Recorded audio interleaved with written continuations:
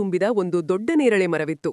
ಆ ಮರದ ಮೇಲೆ ಒಂದು ಮಂಗ ಅಂದರೆ ಕೋತಿ ವಾಸಿಸುತ್ತಿತ್ತು. ಆ ನದಿಯಲ್ಲಿ ಒಂದು ಮೊಸಳೆ ವಾಸಿಸುತ್ತಿತ್ತು. ಮಂಗ ಪ್ರತಿದಿನ ಮೊಸಳೆಗೆ ಮರದ ಹಣ್ಣುಗಳನ್ನು ಕೊಡುತ್ತಿತ್ತು. ಹೀಗೆ ಅವೆರಡರ ನಡುವೆ ಸ್ನೇಹ ಬೆಳೆಯಿತು. ಒಂದು ದಿನ ಮೊಸಳೆ ತನ್ನ ಹೆಂಡತಿಗೆ ಆ ಸಿಹಿಯಾದ ಹಣ್ಣುಗಳನ್ನು ಕೊಂಡೊಯ್ದು ಕೊಟ್ಟಿತು. ಮೊಸಳೆಯ ಹೆಂಡತಿ ಆ ಹಣ್ಣುಗಳನ್ನು ತಿಂದ ಮೇಲೆ, ಇಷ್ಟು ಸಿಹಿಯಾದ ಹಣ್ಣುಗಳನ್ನು ಪ್ರತಿದಿನ ತಿನ್ನುವ ಮಂಗನ ಹೃದಯವು ಇನ್ನೆಷ್ಟು ರುಚಿಯಾಗಿರಬಹುದು ಎಂದು ಯೋಚಿಸಿದಳು. ಅವಳು ತನ್ನ ಗಂಡನಿಗೆ ಆ ಮಂಗನ ಹೃದಯವನ್ನು ತಂದುಕೊಡುವಂತೆ ಹಠ ಮಾಡಿದಳು. ಮೊಸಳೆ ತನ್ನ ಸ್ನೇಹಿತನನ್ನು ಕೊಲ್ಲಲು ಇಷ್ಟವಿರಲಿಲ್ಲ, ಆದರೆ ಹೆಂಡತಿಯ ಒತ್ತಾಯಕ್ಕೆ ಮಣಿದು ಮಂಗನನ್ನು ಕರೆತರಲು ಹೋಯಿತು.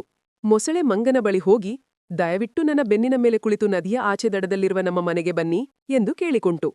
ಮಂಗ ಸಂತೋಷದಿಂದ ಒಪ್ಪಿ ಮೊಸಳೆಯ ಬೆನ್ನೇರಿತು. ನದಿಯ ಮಧ್ಯಭಾಗ ತಲುಪಿದಾಗ ಮೊಸಳೆ ನಿಧಾನವಾಗಿ ತನ್ನ ನಿಜವಾದ ಉದ್ದೇಶವನ್ನು ಮಂಗನಿಗೆ ತಿಳಿಸಿತು. ಬುದ್ಧಿವಂತ ಮಂಗ ತಕ್ಷಣಕ್ಕೆ ಹೆದರಿಲಿಲ್ಲ.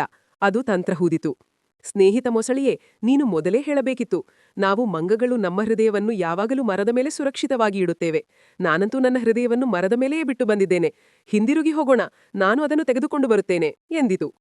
ಮೊಸಳೆ ಮಂಗನ ಮಾತನ್ನು ನಂಬಿ ಹಿಂತಿರುಗಿ ಮರದ ಬಳಿ ಬಂದು ಮಂಗನನ್ನು ಇಳಿಸಿತು. ಮಂಗ ತಕ್ಷಣ ಜಿಗಿದು ಮರವನ್ನು ಏರಿತು. ನಂತರ ಮೊಸಳೆಯನ್ನು ನೋಡಿ ನಕ್ಕುತ್ತಾ ಹೇಳಿತು, ಮೂರ್ಖ ಮೊಸಳೆಯೇ, ಯಾರಾದರೂ ತಮ್ಮ ಹೃದಯವನ್ನು ಬಿಟ್ಟು ಹೋಗುತ್ತಾರೆಯೇ? ನಿನಗೆ ಇಷ್ಟು ಬುದ್ಧಿ ಇಲ್ಲವೇ? ನೀನು ಮೋಸಗಾರ, ಇಂದಿನಿಂದ ನಮ್ಮ ಸ್ನೇಹ ಮುಗಿದಿದೆ ಎಂದು ಹೇಳಿ ಮೊಸಳೆಯನ್ನು ಮೂರ್ಖನನ್ನಾಗಿಸಿ ಸುರಕ್ಷಿತವಾಗಿ ಉಳಿಯಿತು. ನೀತಿ: ಪ್ರಸಂಗ ಬಂದಾಗ ಬುದ್ಧಿವಂತಿಕೆಯನ್ನು ಉಪಯೋಗಿಸಿ ಅಪಾಯದಿಂದ ಪಾರಾಗಬೇಕು. ಕೆಟ್ಟ ಸ್ನೇಹಿತರ ಬಗ್ಗೆ ಎಚ್ಚರವಿರಬೇಕು.